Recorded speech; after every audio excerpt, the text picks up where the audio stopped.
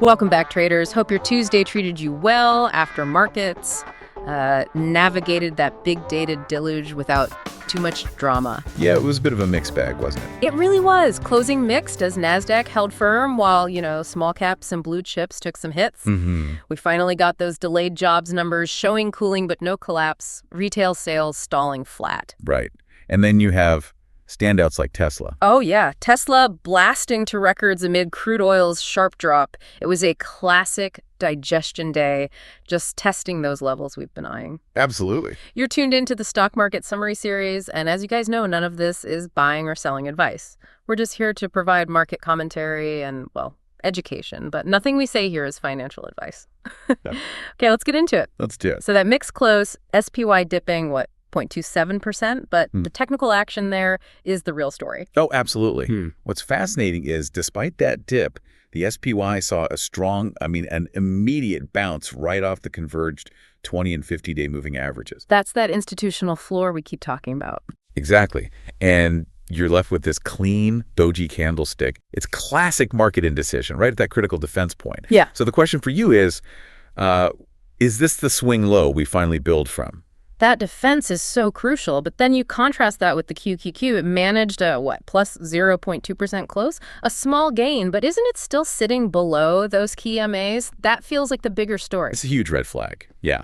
Technology showed relative strength, I'll give it that, but until QQQ actually clears those averages, it feels like it's operating on borrowed time. Right, and the laggards kind of confirm that caution? They do. The DIA shed 0.66%, and IWM, the small caps, lagged again, down 0.81%. Yeah. It's just continuing that weekly stall we flagged. And energy, of course, lagged with crude plunging. Predictably, yeah. Okay, so let's pivot to some of that really divergent action. Tesla. Just powering higher. Fresh all-time highs. It's a classic momentum name, just ignoring the chop. But then you have the complete opposite with the iShares China ETF, FXI. Oh, yeah. That was an aggressive move. We highlighted that trendline break, and today it just plunged over 2%. Real follow-through.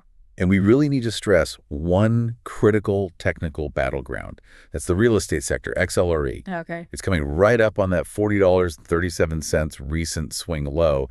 And, given the context of that weekly symmetrical triangle breakdown we saw, bulls must defend this level. They have to. Or you risk a massive bear pounce. It's a must-watch level for that whole sector rotation story. Got it. Okay, shifting from the levels, let's look at what was driving things. The economic picture we finally got. Right, the delayed data. The November employment report showed non-farm payrolls adding a modest 64K.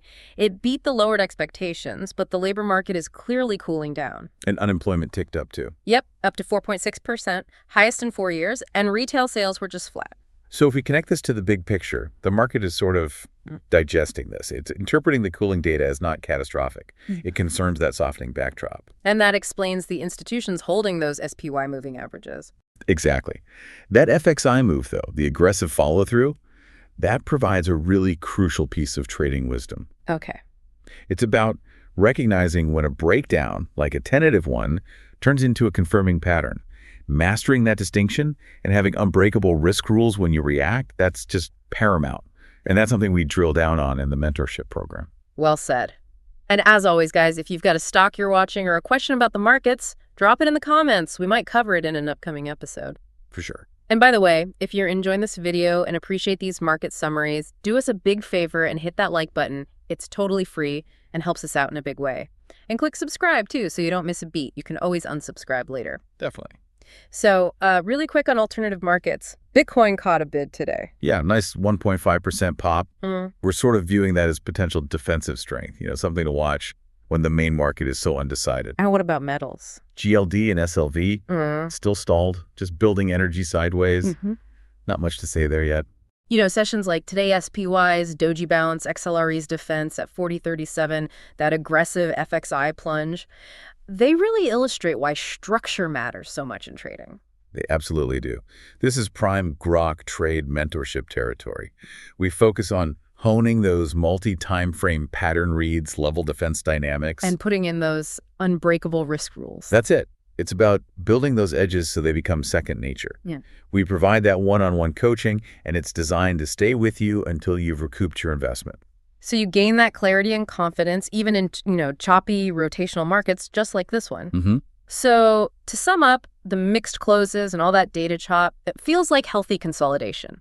It's testing buyer resolve right at those key moving averages. The stage is set. It is. A clearer direction is coming once one of these levels breaks or holds for real. So what's your take on XLRE holding $40.37? Is it a bull defense win or a bear breakdown setup? Share your thoughts below and we'll break it down tomorrow. Can't wait to see what you guys think. Have a great rest of your day, everyone, and we'll catch you in tomorrow's market summary.